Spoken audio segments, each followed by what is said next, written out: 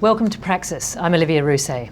I'd like to welcome our audience here in Sydney, those watching online on APAC and listening on radio, and a warm welcome to those joining us by video link in Honiara, Dili and Port Moresby. Today we'll be discussing violence against women. Worldwide, an estimated 1 in 3 women will be physically or sexually abused during their lifetime. That's well over 1 billion women. In Australia too, 1/3 of women will experience physical or sexual violence, and the Pacific region has some of the highest rates of domestic violence in the world. According to the 2012 World Development Report on Gender Equality, between 60 and 70% of women in Kiribati, Solomon Islands and Vanuatu report experiencing domestic violence. Those statistics are staggering, and of course they're only the cases that are reported. What are the human costs of violence against women globally and in the Pacific? What can be done to address this often silent tragedy and change attitudes towards women and domestic violence? Today on our panel to discuss this, we have Carol Angir, who's a Senior Program Coordinator for Addressing Violence Against Women at ActionAID Australia, Zoe Mander-Jones, the Assistant Director General of AusAID's Pacific Branch, Libby Lloyd, who was the Chair, amongst other things, was the Chair of the Australian Government's Commonwealth's Violence Against Women Advisory Group, and Merilyn Tahi, the Coordinator of the Vanuatu Women's Centre. Libby, I'd just like to start by asking you, why is violence against women such a pervasive issue? It's a very difficult question. I think if we can, there's many factors, but probably the one that we would single out as being the most influential is gender inequality, when there's not a belief in gender equality. That the surveys that we've undertaken in Australia, we've got some quite good data on this now, indicate that there is a very significant link between men who do not believe in gender equity and men who perpetrate violence against women. And of course, when we're talking about violence can go both ways. Women can be violent to men and men to women, but it is hugely disproportional, men towards women. And of course, in physical violence, there's significant more damage. And who is affected by domestic violence? Everyone is affected by it, and the work that the National Council to Reduce Violence Against Women and Their Children did really focused on building safe communities, but it's across the entire spectrum in Australia that we know that it can be in the lower socioeconomic groups, it can be among judges, medicos, it's rural and urban. We do have overrepresentation in some communities, and our Indigenous communities suffer particularly in remote Australia, and that can be explained for a number of reasons. But by and large, we'd say it's absolutely everyone. And we support the statistics that you used in the beginning. In Australia, we're pretty confident that it's 1 in 3 women have been victims of physical violence. 1 in 5 women are victims of sexual assault, but also very significant is 1 in 4 children have witnessed domestic or family violence. Carol, could you tell us in the scenarios you work in, describe how pervasive domestic violence is, but also and the trickle down, like who it affects? I've worked in different contexts, basically been very active in the feminist movement for the last 15 years, and violence against women, from what I've observed through my work, is basically a question around power relations. And domestic violence per se happens at family level, and sometimes is not very visible because it happens in very private spaces within the family space. So you find that there's a woman who's experiencing violence. She's a professional like ourselves. And in the morning when she walks through that door, nobody knows what happened in her house last night. And she perseveres and suffers in silence for a very long time. There are those women who will speak out because they've been empowered and encouraged to do so. And there are those ones who don't even realize that what they're undergoing in their private spaces is actually violence. So it happens what has been the case is that most women have actually not been talking about violence against women, and more of the women's rights organizations and human rights organizations are trying to make this issue a live issue within human rights discourse and development work, because if the woman is not well mentally and physically, she cannot be part of that development, and a woman is part of the society and part of any community. So you find that violence against women exists in normal contexts where there's, perceived normalcy. People are living in a peaceful environment. Development work is going on well, and everything is going on well. But when it comes to instances where we have humanitarian emergencies and conflict, then violence against women escalates. It grows more. It becomes a big issue within that context. So you find that in humanitarian contexts and in conflict contexts, as you may well know, women get displaced from their normal house, shelters of living, their houses, and they are forced to live in camps. You find people running away across borders and becoming refugees. You find that women and girls are sometimes raped. The sexual gender-based violence, the abuse that they have to endure, and that sometimes, mostly in most contexts, is used as a tactic of war by the people who are the competing interests in the conflict, and also even the people who are supposed to protect them in certain contexts actually are the ones end up being the perpetrators themselves. So when you find that there are armies there, the peacekeeping forces are sometimes there, and instead of protecting the women and girls, they end up being perpetrators of violence. So the whole culture around militarism, like for example in the Middle East, we've seen what is going on, the Arab Spring and everything, and instead of issues being addressed at a very sober level, and when people are talking and dialoguing on how to find lasting solutions, when we have military people with guns, combat uniform, all the things they have in war, and most of them are men, as you may know, standing there and living outside somebody's house every day, or walking through, you pass them on your way to work in the morning, and some of them, that image creates the culture of fear instead of security. But also the dynamic in terms of where there's militarism, the language of command, rights is not a language in that environment. Limitation of communication, how people interact with one another affects the woman at a very personal level. So emotionally, you're already imbalanced, you're affected at a personal level, you live in fear and you cannot communicate. Merilyn, can you give us a sense of violence against women in Vanuatu? I've quoted the figures at the beginning. Tell us how much your experience of coming across it.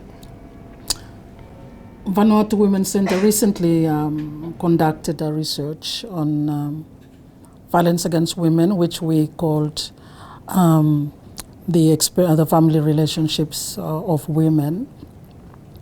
And they were high. And I agree with the data that you gave.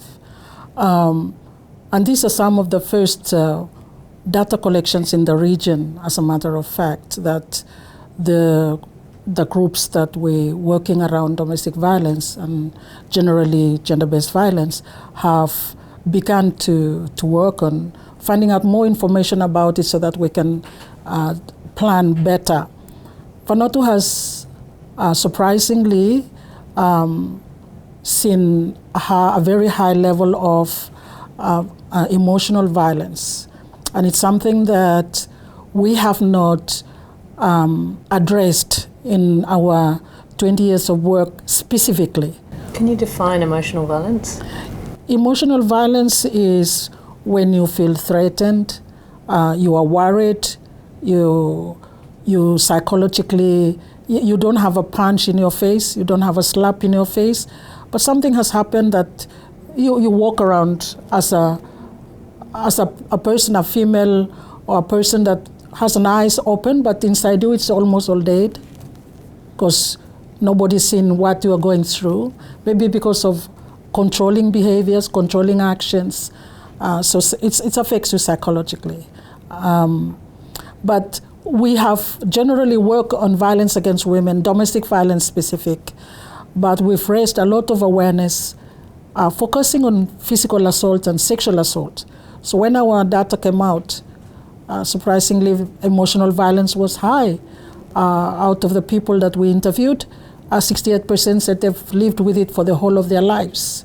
And that was interestingly, and I think it was interesting to us because it means we have to relook at our work and adjust our plans and our activities and programs. And how much would you say that it's due to or aligned with cultural custom in Vanuatu? Yes, like what Carol said, I agree with what Carol said. A lot of times women are made to believe the gendering process at the beginning of the time that when they are born, made to believe not to talk about what their feelings are, how they are feelings every day. So, and people take that as that's part of culture, or people call it culture. And women in some cultures back home, at wedding day, you are told what your roles are and that you cannot take out what you experience in your house out of your house. So they literally live with what they go through every day because they believe and had made to believe that that's culture. So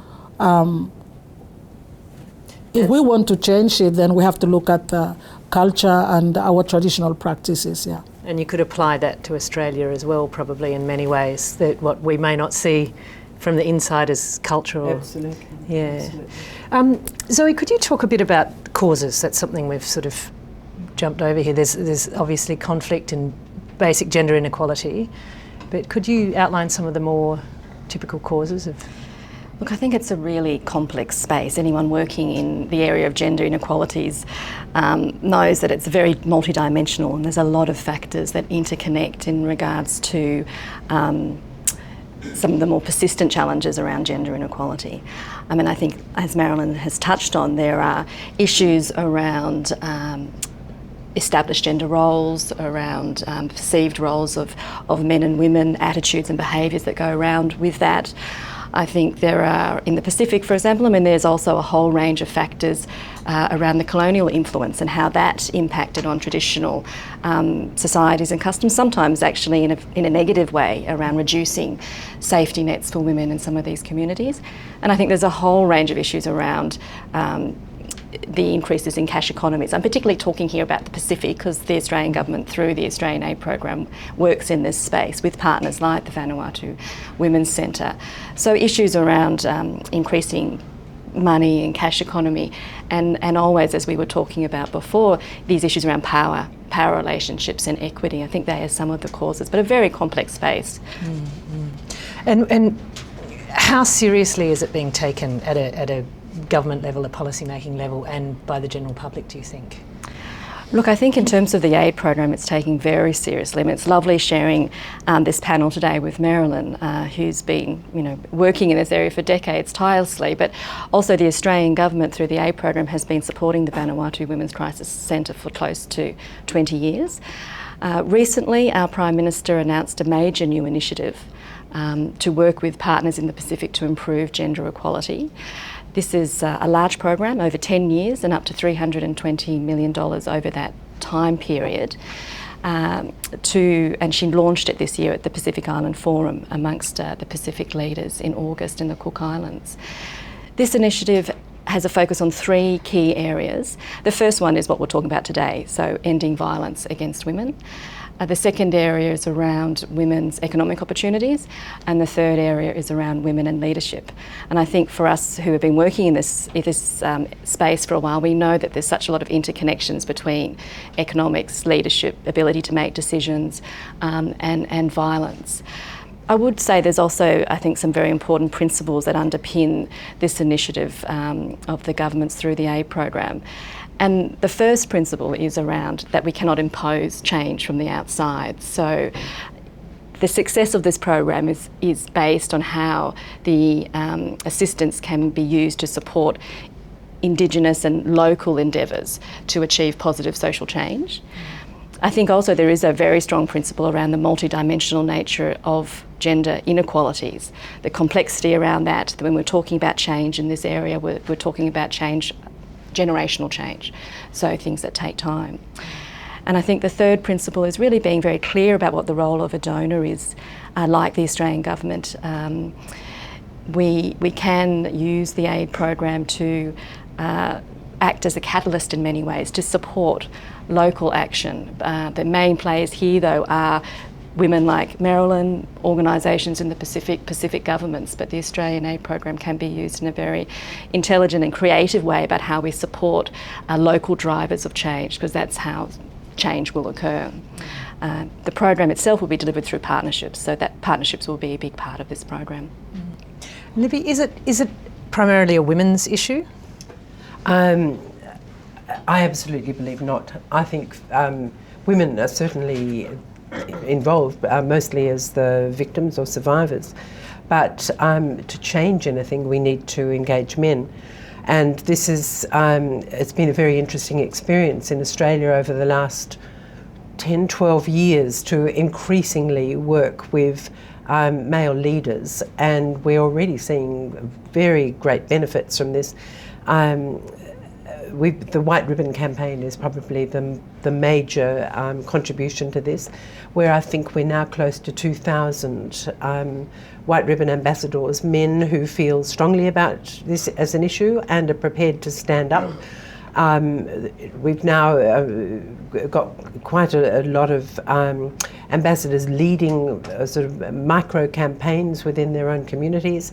And I think that our big gains actually in Australia were made because of work that we did in the early 2000s when we started the White Ribbon, and we got really worked with parliamentarians.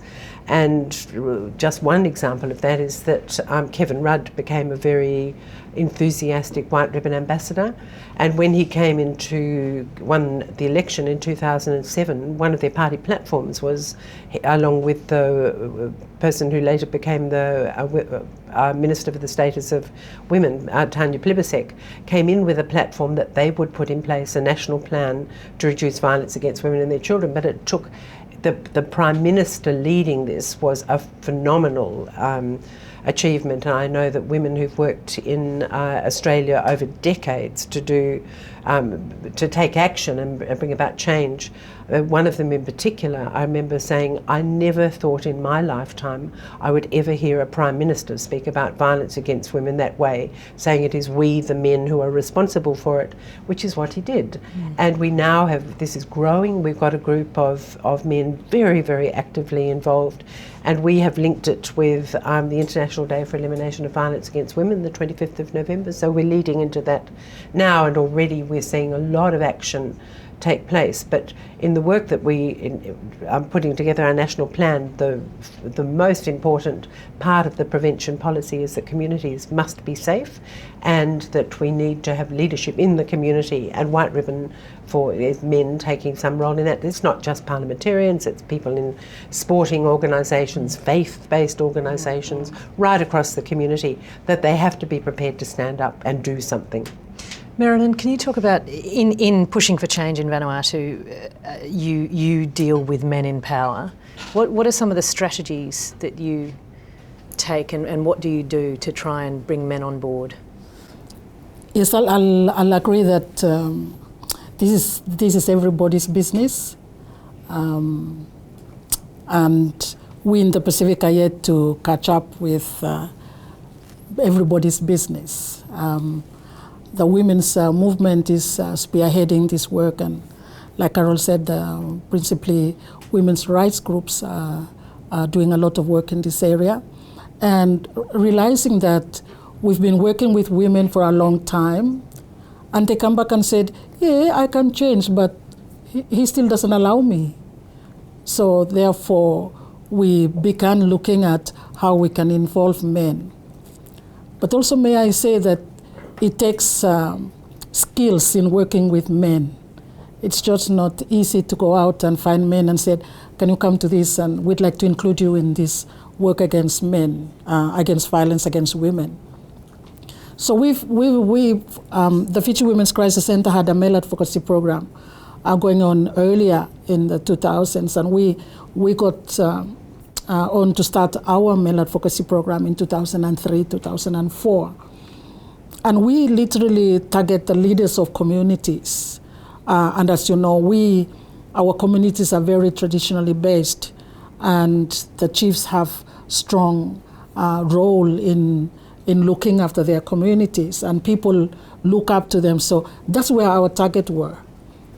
And our next target were agencies, government agencies who we are working with, such as police, because a lot of our work is to deal with the client, the woman that comes to us, or the child that comes to us. And the agencies that is most closer to us is the police. So we've targeted the police also to try and change and sensitize them to understand what we are all about when we're talking about ending violence against women.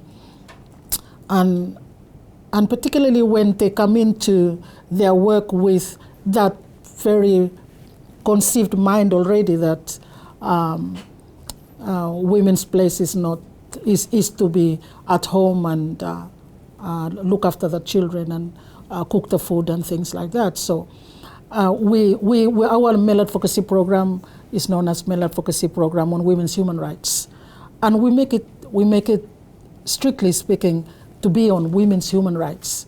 Therefore, if the chief stands up and said, "Oh, but my culture, the woman cannot speak in anywhere," and we said, "Fine, but they also have rights to speak. How can we make it that she can also speak?" So yes, we have a male advocacy program, and we include church leaders, youth leaders, chiefs, government agencies, health people, police, teachers, and whoever that when we go into communities, we take in many more people to come to our programs. And we start by running a 5 days workshop on what is gender and what is violence against women, and what is human rights to start them, and we bring them back again. So that's like at the grassroots level. That's what we try to do to try and get men on board.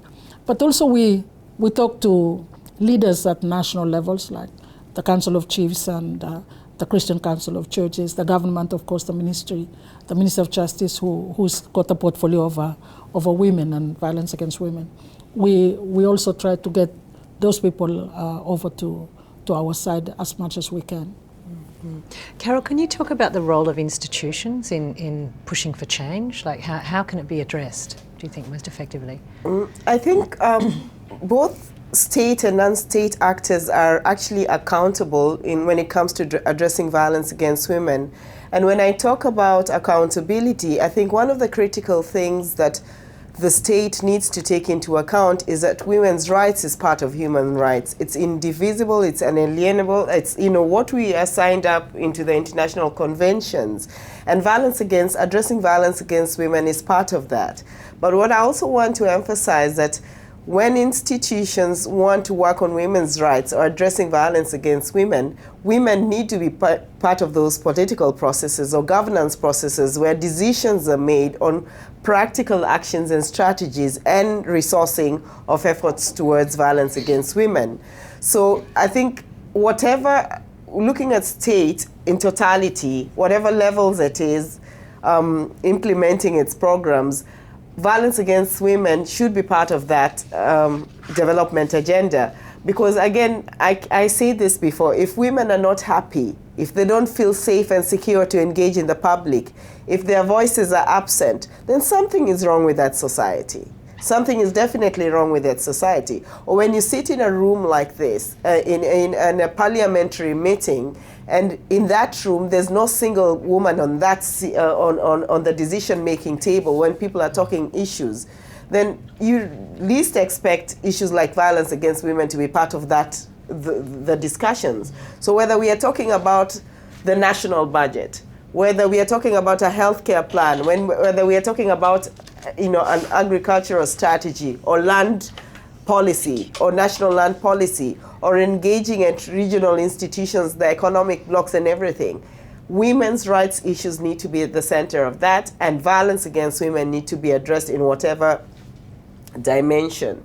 And also, coming to non-state actors like ourselves. For example, ActionAID, we believe in putting women at the center of our work, and in our commitment in Australia to working on protection of women's rights in disasters and conflict, we are saying that our approach is a women's rights approach. We question where women are in decision making in terms of humanitarian response. So whether there's flooding or whether there's a disease outbreak or whether there's drought and there's intervention, where are women in these processes? Are women sitting with the teams that are responsible for humanitarian action and deciding what response they need, what protection they need, what items they need? For example, when we get flooding in countries like Pakistan, wherever it is, whether it's in Malawi or whatever, and then people say, we've really helped women, we've worked, we've addressed women's rights. And when you ask them, what have you done? They'll tell you, we gave them sanitary towels and pads. Or when you talk about them helping women, working with women in the DRC, and you ask them, what did you do? We gave them tents, and then we gave them sanitary towels. And when you go in those contexts and sit with a woman in the DRC and walk into the camp in DRC, the first time I went into those camps, I actually got traumatized myself. Instead of, helping the women, it was me who was most affected. Because there's this tent, it's a very nice white tent. When you go inside, it is only me who, with this weight of mine, it's only me who can get into that tent. And when I got into the tent, I expected to find some mattress or some form of something decent for the woman to sit in. It was rocks, the volcanic rocks arranged very neatly in form of a bed. You can see this is a bed, you can see these are chairs made of rocks, the volcanic rocks. And this woman was expectant. And I asked her, how do you sleep at the end of the day? She said, I'll sleep in that bed, and then my husband and children will sit there until morning. So they sit with their legs crammed up, and they're used to doing that, and they sleep like that until morning. And I asked her, where do you cook? So she pointed somewhere there where there were little pots and some few plastic plates. And there were people who came and worked with them. We were there, and we were so proud to report that we helped them to feel safe in displaced camps. Again, in the same context, a few meters away, meeting with women who are in a women's group. There are women who have been, survivors of rape, and some of them are women living with HIV/AIDS. We kept on talking for 40 minutes. And after that, I kept on looking outside, like I'm looking for a window or whatever, because I felt that there was no air flowing into the room, and there was not nice smell coming into this room. And so then one of the women laughed and told me, Mama Carol, the way they called me, they said, we can see you're looking for where there's fresh air. There's not going to be fresh air in this room. And I asked them, what are you talking about? And this woman looked at me and said, the stench that you're feeling comes from some of us. And why? Because we were raped. Some of us suffer from fistula, and we've not been able to be treated. For those who don't know, fistula is a condition where, your urinary system and the other system, there's no, everything keeps on coming out of you. I was shocked, and they told us that we can talk about peace and security, we can talk about everything here, but if I cannot go where people are because they look at me in a different way, and I can't go to that hospital there because I don't have transport to reach there. And I said, how much is the transport to reach there? And she told me, if I'd have to go there, I'd have to use $10 for every trip, $10. And she can't afford it, and she's been living with this condition for like 3 months. Carol, I'm going to have to interrupt you. We're going to run out of time, but there's so much that we could cover in this topic, but I want to try and get to the point where we can have questions a bit. Libby, before we go to questions, I wanted to ask you a couple of questions. What is the Australian government doing regionally, and what can they do regionally? That question really belongs to Zoe. Yeah, But what is regionally, I think much of it flows from what we're doing nationally. Well, nationally, what's the Australian government what we're doing nationally, I can certainly answer. It was agreed once we, this National Council that Rudd and Plibersek established, the Prime Minister said, if you come back with evidence-based policy advice, we'll do it. We did in a year. There are six major areas that we convinced the government to work on. Moving it right back to primary prevention. So the first is safe communities. The second is respectful relationships, and there's a lot of work being done for people to understand what a respectful relationship is between a man and a woman. Not every kid grows up knowing that. So there's a lot of work being done in schools, primary schools, even in playgroups now. The third is services to meet needs, to make sure that what is provided is actually going to meet that person's need. Not that we keep providing programs, but we actually looked from the woman herself to see that when she needs it, is she able to access it. The fourth is the laws to be just. We actually discovered in our examination of the laws that some of them entirely uncomplimentary to each other. For example, definitions in each state in Australia of what is violence varied, which meant that if someone had an apprehended violence order in Queensland, it was not applicable when they crossed the border into New South Wales, for example. So we've worked on the law. We've worked, perpetrators must be accountable.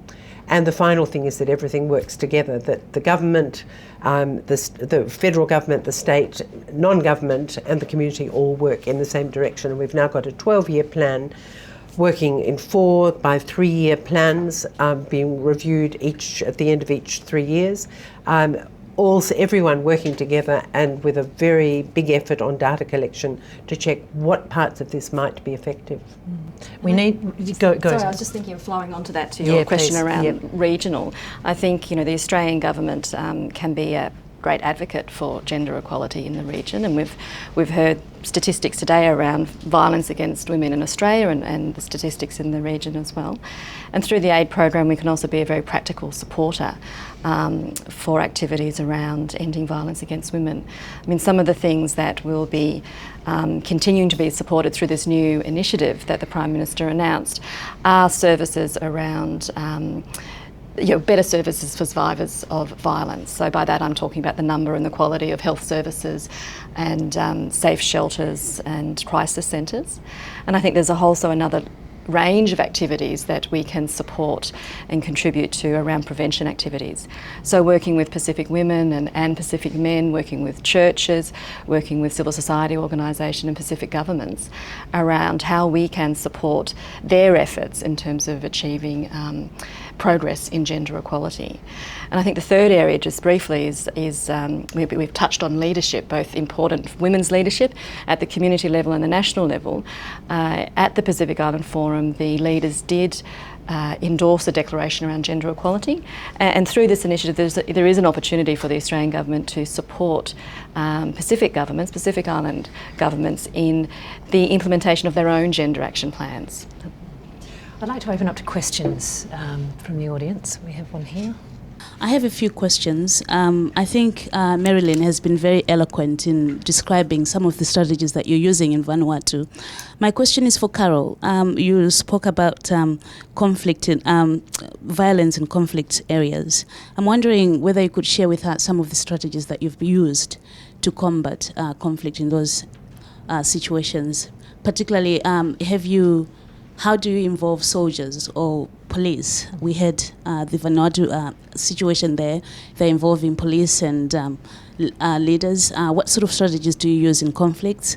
My second question is related perhaps to the Australian context. You spoke of the 12-year strategy that the government has put in place. I'm wondering whether you work with culturally and diverse communities. What sort of strategies do you use in those cultures?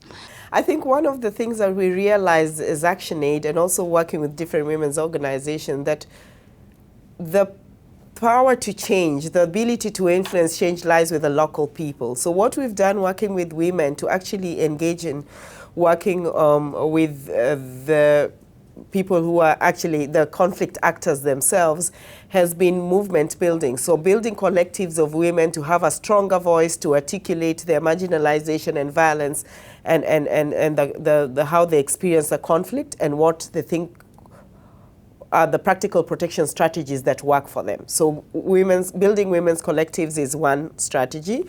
The other strategy that we've been able to work with is alliance building with other women's rights organizations and human rights organizations at regional level. So even if we are operating in Asia, we look at who's there with us, who can we collaborate, and recognizing the different roles that they play in the whole conflict transformation agenda.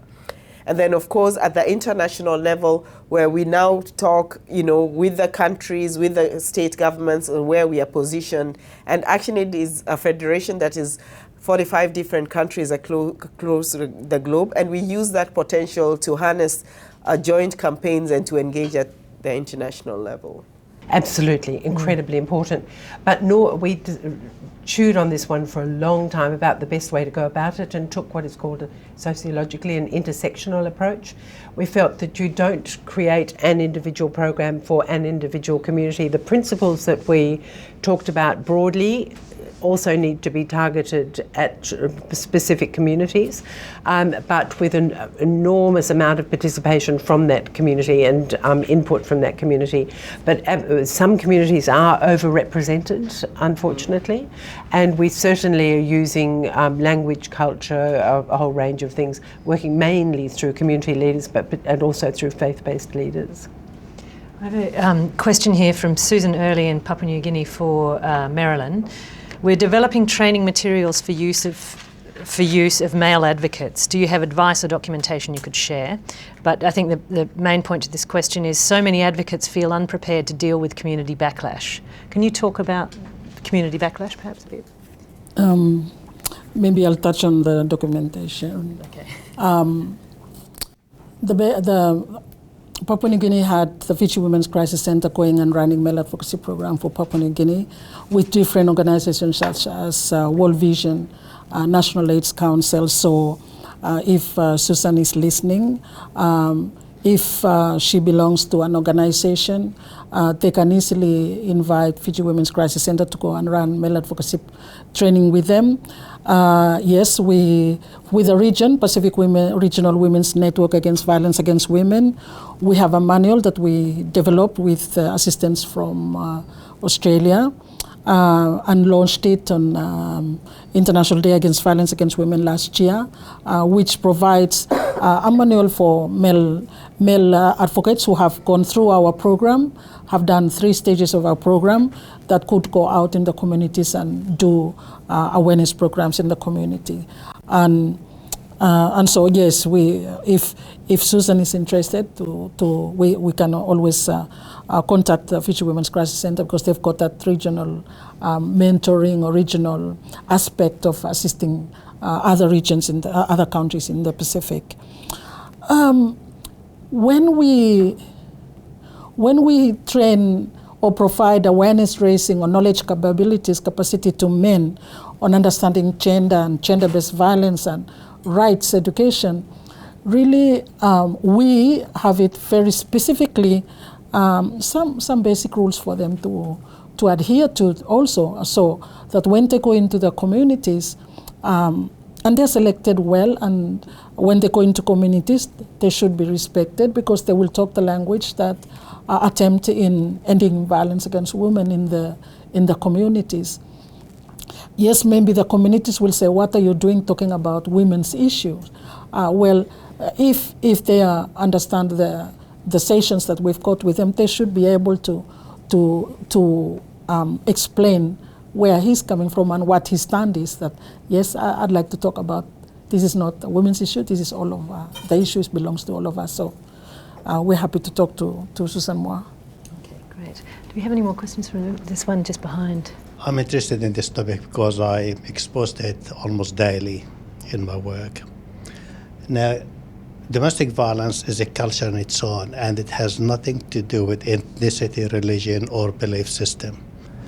So I think by dealing with it as associated with one culture or another is really, we are justifying it more so than we are discouraging it. My issue about the current intervention strategies are more disempowering to the woman rather than empowering it, because it's a continuation. There's someone else doing things for her, rather than she is allowed to do the things she wants to do and stand on her own feet.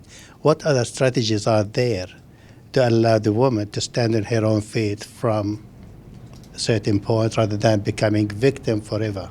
I may not give what specific. Violence against women, no culture should endorse. No religion should endorse. Yes, people build a culture of violence, yes.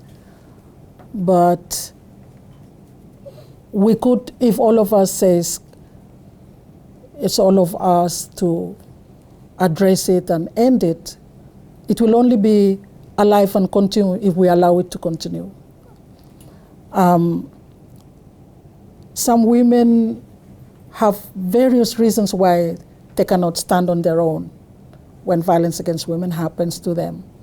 But if we have good counseling services, good support services, family and relatives support them and not look down on them, maybe we can create something that she can stand on her own. First and foremost, that's the immediate thing for me. But the government is responsible also. Everybody's governments are responsible to provide her to be able to stand on her own, I believe. To provide an environment that is friendly for her to feel that I can stand on my own. The police should not send her home and not take her statement. They should take that statement and run for it, because domestic violence is a crime. The court should give an appropriate punishment or an appropriate address to the perpetrator. Send them for counseling, things like that. Provide some measures in the home where this woman can feel that I still love my husband, I want my husband to stay with me, but I want to stand empowered enough to be able to make the decisions with him, make the decision on my own, share my information, things like that. I feel, as I said at the beginning, I may not have that response, but for me there's a lot of all of us contributing for that woman to stand on her own. There's no one answer, I suppose. I think that's there isn't one path, and there isn't a silver bullet, so to speak, around this. And there is, I think, a real need, and evidence suggests that there's real need for targeted support when it comes to reducing violence against women. But there's also a need to look at those sort of interconnections in a woman's life. Look at it very holistically. So issues around leadership, which we've touched on today, how women's voices are part of the response. Issues around how women can have access to earning their own income, and what that means about decisions, and how that has an interplay with and some risk factors, obviously, with violence as well. But I think there's a real need to, and definitely the approach for the AID program is really to try and take this very holistic approach to women's lives. And violence is an important factor and a critical factor in terms of women's agency and women's capacity to live full lives. And there are a whole lot of other issues that also surround that. There's a question here for Carol, and Libby, maybe you can add to it after if you want to, but it's from Betty Lena in the Solomon Islands saying, the biggest obstacle to the fight against domestic violence in the Pacific is that our leaders don't seem to see it as important. How can we challenge the status quo and make decision/policymakers to commit? I think, again, here there's no one straight answer, but I think what is important is that we need to be able to, in our own different ways and capacities, to build this women's agency. To as individuals and as collectives. So what I would like to say is that we need to invest, if I may use that word, in building women's leadership capacities to engage more strategically and effectively in different spaces. So it's about training them on public speaking, linking them with critical spaces. If we were to come here for this World Bank thing, and there's, a woman who, say, for example, has come from Solomon Islands, just bringing her to this space so that she can listen and get her confidence built to engage better. working with women to know their rights, to know the policies in their local context that help them to protect their own rights. But also the other thing that I've been saying and I want to emphasize on is that aspect of collective response by women. So building strong collectives of women to have strong voices of women to challenge the status quo. Yeah. And I'd like to add to that, I think it is that the louder voice, it can start with one, it can grow, and I think it's important that whole communities take action.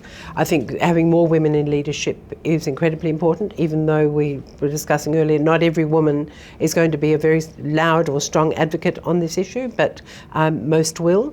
And I think you find a different way to speak to those leaders, to engage their interest. One way that we employed, and it's a figure that's constantly used in discussion in Australia now, we commissioned some economic research. Violence against women in Australia at the moment costs $13.6 billion. And if you look at the ramifications of where does that come from? It's increased health services, it's loss of productivity, it's increase of a whole range of other services that don't become good mothers to their families. So the ramifications of this, and if it's this huge proportion of women in your community who are unable to offer the leadership in a family or their community, it's a huge loss in productivity if people just talk numbers. But apart from that, it's a human rights issue, and I think you find a different channel to get people to understand and just don't give up. One day they will hear it. You don't hear it on day one. You might hear it on day 150, and I think you just keep going. Yeah. And I think I'll refer to the session where Judge Sonia and me had yesterday on another avenue is getting insertion into constitution at a high level to allow for relevant and appropriate legislation.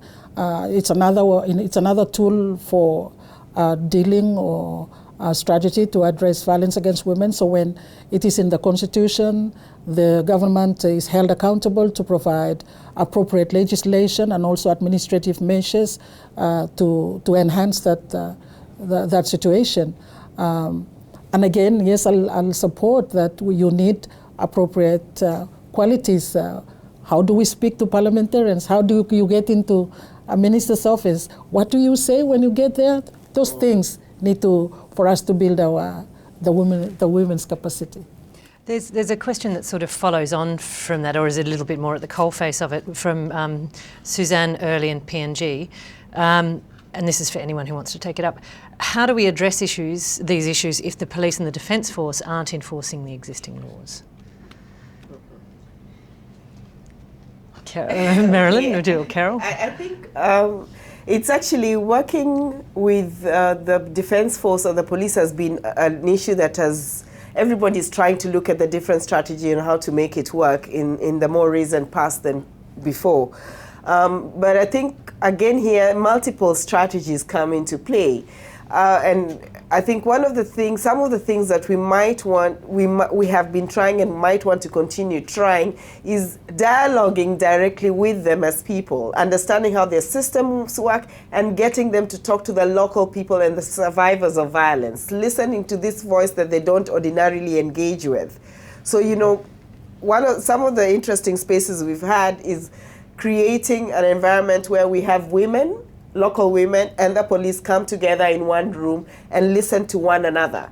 So the police will say, this is how we deal with your cases, this is how we act, this is what informs our thinking. And the women telling them, but this is what really happens to my life at a personal level when this happens to me. So I think those direct creating spaces, our role is to create those spaces for that to happen, helps to start changing the thinking. And I think making some of these issues public, visible, and holding everybody publicly accountable, because the police system reports to somebody. And so what happens? So I think my other colleagues can add in, but those are some of the strategies that we use. What about when women Merilyn, when women feel at risk by even reporting it to a policeman who they might feel they might be further abused rather than even questioning whether their rights will be upheld? I can only speak from the Pacific experience. Firstly, just backtracked a little bit on adding on what Carol said.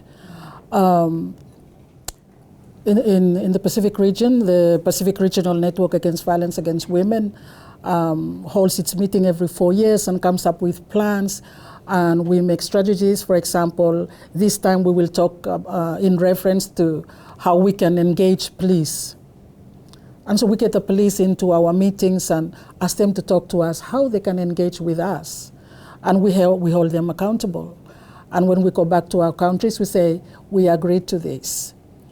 Secondly, currently, the regional police commissioners in the Pacific have decided and agreed that violence against women is a security issue. And so they've put it on the agenda, and the New Zealand police have taken up that work on behalf of the regional police commissioners. And they run a program with police in our countries called Pacific Prevention of Domestic Violence Program. And they work specifically with police to raise their awareness on the issue around violence on women in different areas for different countries. I suppose we are tiny countries, and therefore maybe our police forces are small. Some of us may not have military. Papua New Guinea is a big country, of course. But personally with Vanuatu Women's Center's Male Advocacy Program, we've targeted the police generally, but also we've targeted the police working in family protection units, which have been established by government after the enactment of the Family Protection Act. And we've taken it on our responsibility to find funding for these members of the police in that particular role to have training. So we make it, the commissioners agreed, and they come and attend our local trainings on domestic violence and start understanding what domestic violence is and human rights is. And then we send them to Fiji for 1 month to attend what we call regional training program there with Fiji Women's Crisis Center. And when they come back, we continue to utilize them in our community education and awareness. So those some of the areas how. Yes, not every police is sensitized, of course, because we're looking at specific sections, but that is our continuing work with the commissioner. Again, we try to target the leaders, so we try to work with the commissioner of police, and one way that has happened with the police commissioner's strategy is with a white ribbon campaign. So our police have taken on the street since 2010 and celebrated an observed white ribbon campaign. So that's one way. And I think I absolutely support that, and I think you can take some hope, I think, from what's happened in Australia over the last 15, 20 years.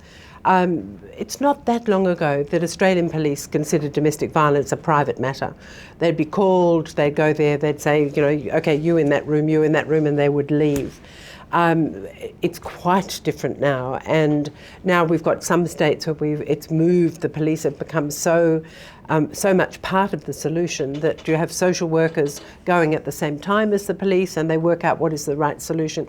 But it's been little by little by little, and we have worked through the Australasian Police Commissioners Conference, and we got them to make this a major event about 3 or 4 years ago, and that has spread out. But we have every police commissioner in Australia as a White Ribbon ambassador, and they all do something on White Ribbon Day, and it's now going down through the police force. It's not to say it's always right.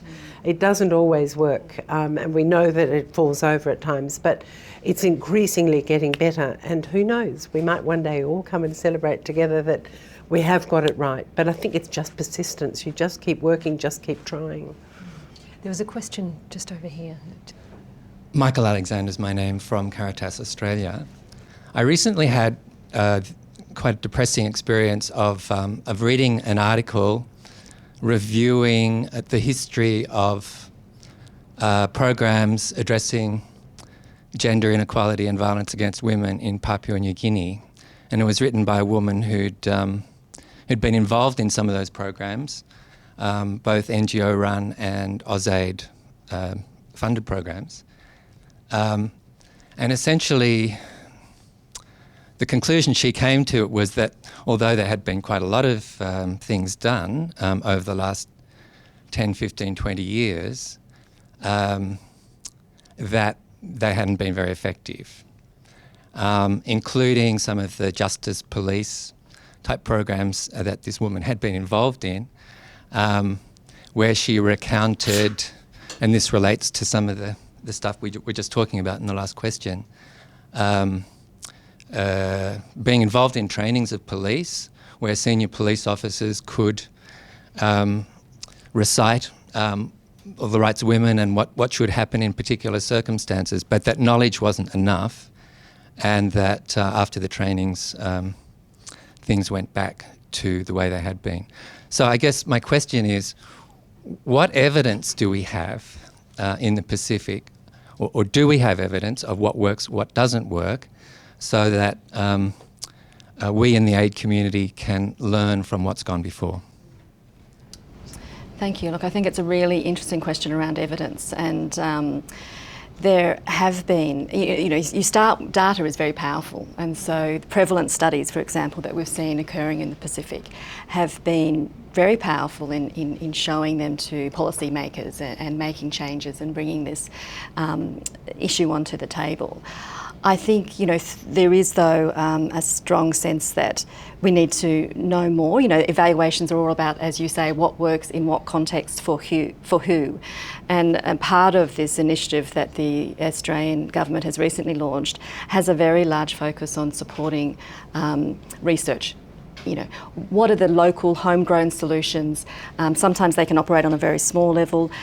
Where they are successful, how can you show these to governments, other donors, Australia as well, in terms of investing in them? So I think there is a continual need, and one of the things donors can bring to the table is investing in evaluation and sharing that information amongst all the actors that are involved. I think this is also a bit of a illustration of mainstream versus targeted sort of approaches when it comes to gender equality. We know there's some great successes around mainstreaming, but we also know when we're dealing, and international evidence does suggest this, and a lot of that has come through the World Bank Development Report, for example, in 2011, that you do need some more targeted sustained approaches when you're talking about violence against women and women's leadership and women's economic empowerment. I think also, you noted that you're from Caritas. I think the churches are a really interesting leadership network and cultural network around suggesting and promoting change, and finding ways to draw in supporters from the churches is a very critical way in the Pacific to see some progress. We're running out of time. I'd like to ask one last question to Libby. You talked about persistence in raising awareness. How do we achieve long-term gains, do you think, in this, beyond persistence? Hopefully in 12 years' time or 10 years' time we'll be able to tell you something we've learned from our national plan. I think we have a saying in Australia about painting the Sydney Harbour Bridge, that once you've finished it, you start again. Happens with training of police, it happens with attitude change and so on. But I think we've still got a lot of work to do in understanding the perpetrator, why some people use violence, even despite sort of responding to the last question, despite every effort to change it, how we can change these attitudes and behaviours, because we do know that the children of some perpetrators continue to perpetrate and others don't. We have some of the strongest advocates against. So I think there's still something we've got to work on in that area to get a better understanding about long-term behaviour change. But otherwise I think everything we're doing, we continue doing. Every bit of learning is a new bit of learning to every new child, to every new police officer, to every new parliamentarian, to every new magistrate or law enforcement officer. So I think it will never be done. I think it's something that we're going to have to keep doing. Thank you. I'd like you to all join me in thanking our panellists today, Carol Angir, Zoe, Mander-Jones, Libby Lloyd, and I've forgotten your last name, Merilyn Tahi. Thank you very much. Thank you. And if you'd like to look at past episodes of Praxis, you can go to our website, which is www.worldbank.org/Praxis. And hopefully see you in a month. Thank you.